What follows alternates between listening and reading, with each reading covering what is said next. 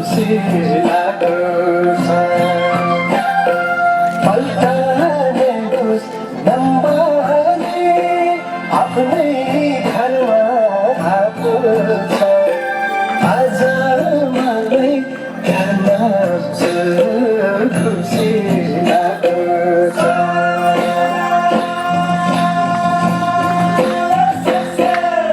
आज मलाई कान्छ